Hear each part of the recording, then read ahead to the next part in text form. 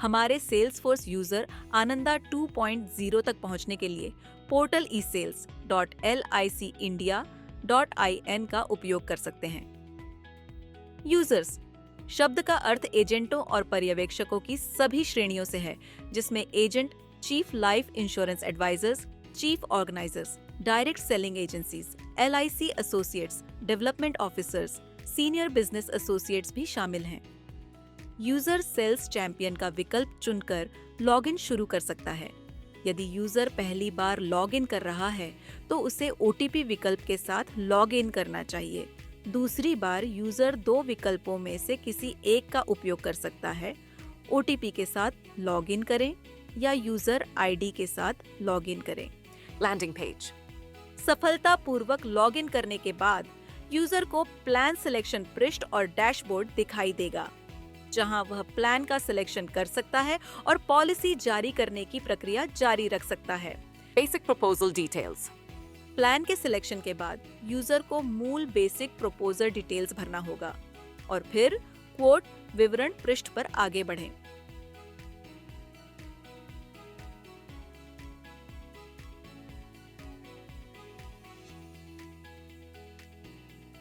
Quote details. User quote details पृष्ठ पर जाता है, जहां उसे सभी क्वोट डिटेल्स भरने होते हैं और कैलकुलेट प्रीमियम पर क्लिक करके आगे बढ़ना होता है। प्रीमियम की कैलकुलेशन पर क्लिक करने पर प्रीमियम ब्रेकअप दिखाया जाएगा, जिसमें प्रीमियम का तरीका मासिक, त्रैमासिक, अर्धवार्षिक और वार्षिक में बदलने का विकल्प होगा। सिलेक्शन के तरीके के आधार पर प्रीमियम भी बदल जाएगा। यूजर को क्वोट को सेव रखना चाहिए और आगे बढ़ना चाहिए।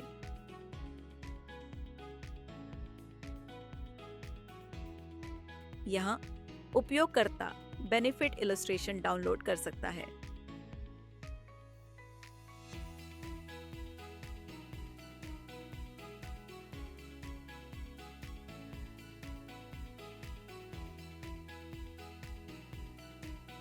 Agency details. User proposal stage पर आगे बढ़ने से पहले एजेंसी के विवरण को वेरीफाई कर सकता है। वेरिफिकेशन के बाद user proceed to proposal button click कर सकते हैं। CKYC page. अब कस्टमर की CKYC वेरिफिकेशन प्रक्रिया पूरी की जाएगी। यदि कस्टमर को अपना CKYC नंबर पता है तो यूजर इस प्रश्न का उत्तर दे सकता है, क्या आपके पास CKYC नंबर है? हाँ, और आगे बढ़ें। यदि कस्टमर के पास CKYC नंबर नहीं है तो यूजर यह उत्तर दे सकता है कि क्या आपके पास CKYC नंबर है? नहीं, और पैन या आधार नंबर का उपयोग करके सत्यापन प्रदान करके आगे बढ़ सकता है। पैन और जन्म तिथि दर्ज करने के बाद यूजर फेच डिटेल्स पर क्लिक कर सकता है। कस्टमर के मोबाइल नंबर और ईमेल पर एक OTP भेजा जाएगा, जो CKYC रिकॉर्ड में मौजूद होगा। OTP के वेरिफिकेशन पर कस्टमर का CKYC विवरण प्रदर्शित किया जाता है। यदि कस्टमर CKYC विवरण से संतुष्ट है तो वे यस पर क्लिक करके आगे बढ़ सकते हैं। यदि कस्टमर CKYC विवरण से संतुष्ट नहीं है तो वे नहीं पर क्लिक करके CKYC को छोड़ सकते हैं और आधार आधारित eKYC के साथ आगे बढ़ सकते हैं। CKYC विवरण प्रस्ताव रिकॉर्ड में स्वतः भर दिए जाएंगे।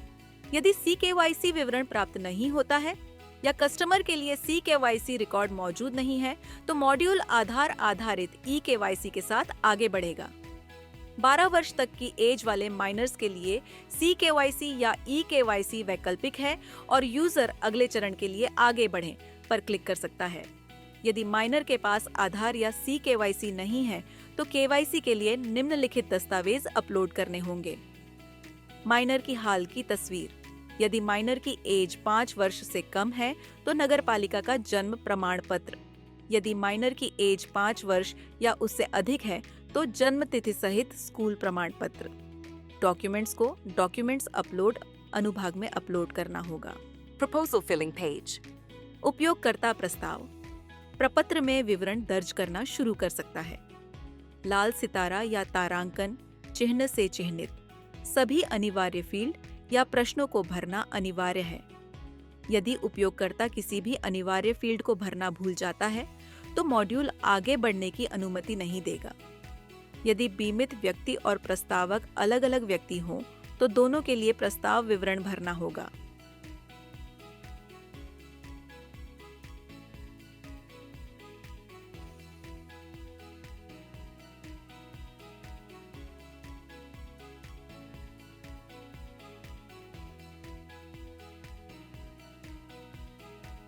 उपयोगकर्ता को प्रश्नावली के प्रत्येक सेट पर क्लिक करना होगा और विवरण भरना होगा। प्रत्येक प्रश्नावली पर एक टिक मार्क दिखाई देगा जो पुष्टि करेगा कि प्रश्नावली भर दी गई है। उपयोगकर्ता प्रत्येक प्रश्नावली भरने के बाद ही आगे बढ़ सकता है। Nominee details page. उपयोगकर्ता को नामांकित व्यक्ति को नामांकित अनुभाग में जोड़ना होगा। नामांकित व्यक्ति का विवरण जोड़ने के बाद उपयोगकर्ता को प्रस्ताव को सहेजना चाहिए और फिर आगे बढ़ें पर क्लिक करना चाहिए। Document upload page. हाँ पर क्लिक करके दर्शाई गई सूची के अनुसार कस्टमर के लिए आवश्यक दस्तावेज यहाँ अपलोड किए जा सकते हैं।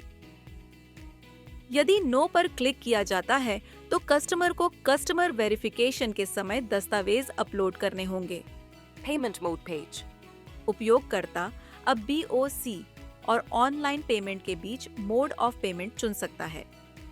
यदि BOC चुना जाता है तो उपयोगकर्ता को BOC विवरण दर्ज करना होगा। यदि ऑनलाइन पेमेंट चुना जाता है तो ग्राहक को कस्टमर वेरिफिकेशन चरण के दौरान ऑनलाइन पेमेंट करना होगा। ACR page. पेमेंट मोड का चयन करने के बाद उपयोगकर्ता ACR फॉर्म भरेगा।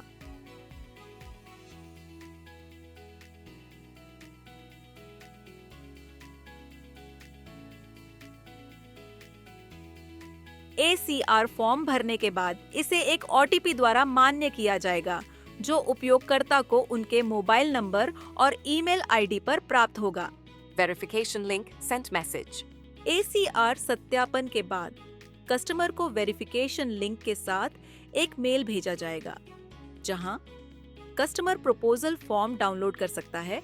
यदि आवश्यक हो तो उसे संपादित कर सकता है और कस्टमर के मोबाइल नंबर और ईमेल आईडी पर प्राप्त OTP के माध्यम से उसे वेरिफिकेशन कर सकता है। ये एजेंट्स के लिए पॉलिसी जारी करने की यात्रा की पूरी प्रक्रिया है। कृपया दिशा निर्देश पढ़ें और किसी भी कठिनाई का सामना होने पर आनंदा नोडल अधिकारियों से संपर्क करें।